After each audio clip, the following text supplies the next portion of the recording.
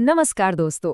आज हम एक ऐसी कहानी पर चर्चा करने वाले हैं जो शुरू तो होती है बचपन की एक आमसी शरारत से, लेकिन खत्म होती है एक बहुत ही गहरी सीख पर। हम एक वाटरलॉग्ड रूम यानी पानी से भरे कमरे की इस घटना का आज विश्लेषण करेंगे।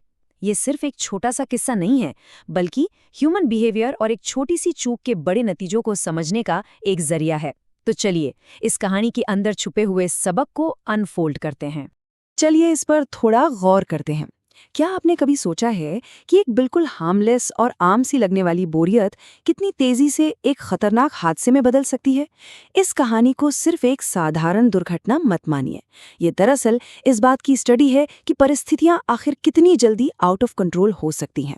एक पल जहां बिल्कुल शांति होती है और अगले ही पल पूरी तरह अफरा तफरी। ये रैपिड एस्केलेशन सच में चौंकाने वाला होता है। बोरियत और शरारत, देखते हैं इस खेल की शुरुआत आखिर होती कैसे है। तो कहानी शुरू होती है दो बच्चों से जो घर में बैठे बैठे बुरी तरह ऊब चुके हैं। आप जानते ही हैं, जब दिमाग खाली हो और आसपास करने को कुछ ना हो तो अक्सर वहीं से अव्यवस्था या केओस का जन्म होता है। अपनी बोरियत मिटाने के लिए, थोड़ा टाइम पास करने के लिए वो पानी से खेलने लगते हैं। शुरू में ये कदम कितना मासूम और निर्दोष लगता है ना? उनका किसी को नुकसान पहुंचाने का कोई इरादा नहीं था। वो तो बस अपने दिन की इस बोरिंग मोनोटनी को तोड़ने की एक छोटी सी कोशिश कर रहे थे। अब इस टाइमलाइन पर नजर डालते हैं और देखते हैं कि ये सब कैसे बिल्डअप होता है।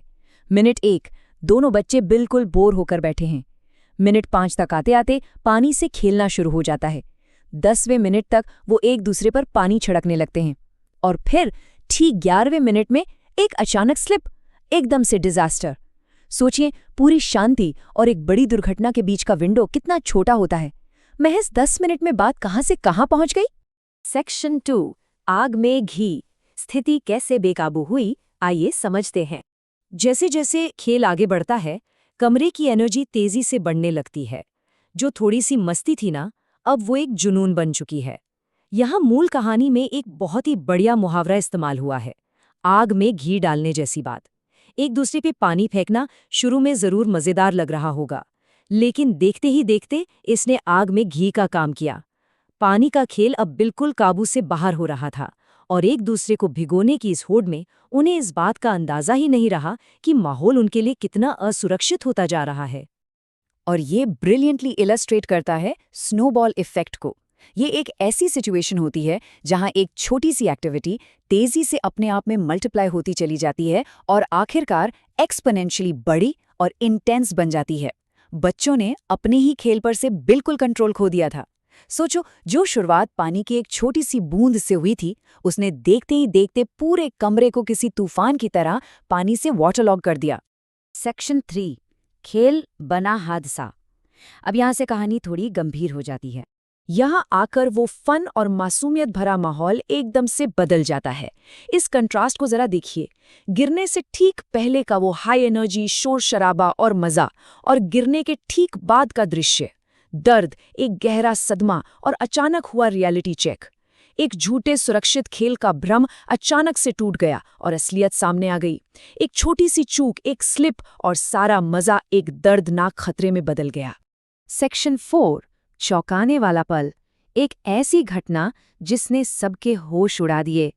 ये इस पूरी घटनाक्रम का सबसे बड़ा क्लाइमैक्स है।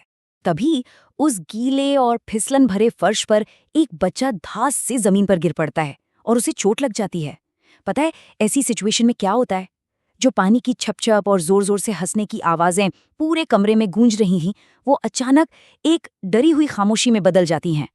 वहां मौजूद हर किसी का दिमाग एक पल के लिए पूरी तरह सुन पड़ गया।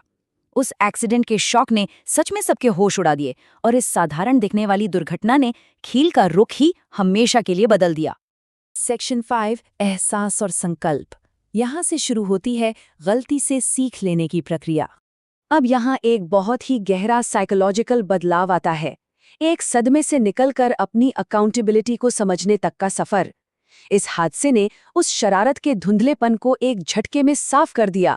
स्टेप 1, पहले तो आती है अपनी गलती का गहरा एहसास, और स्टेप 2, उसके तुरंत बाद एक दृढ़, हमेशा याद रहने वाला संकल्प। जब चोट लगती है और सच में दर्द महसूस होता है ना, तो स्थिति की गंभीरता को समझने और करेक्ट रास्ता चुनने के अलावा कोई और विकल्प नहीं बचता। उन बच्चों ने बिना देर किए अपनी गलती पर विचार किया और तुरंत सुधार करने का डिसाइड किया। तो क्रूशियल पॉइंट ये निकल कर आता है कि इस डरावने पल ने दो बहुत ही बेहतरीन और सकारात्मक सीख दी। पहला, पानी की आगे से बिल्कुल बर्बादी नहीं करनी है। देखिए, ये सिर्फ कमरे को सूखा रखने की बात नहीं है, बल्कि रिसोर्स कंजर्वेशन की तरफ उठाया गया एक बड़ा कदम है। और दूसरा टेक अवे, भविष्य में खेलते समय पूरी सावधानी बरतना। इस एक आम से लगने वाले हादसे ने उन्हें मजे और पर्सनल सेफ्टी के बीच का बिल्कुल सही बैलेंस सिखा दिया। अब इस विश्लेषण को समाप्त करते हुए आइए अपनी सोच का दायरा थोड़ा बड़ा करते हैं और ह्यूमन नेचर पर गौर करते हैं।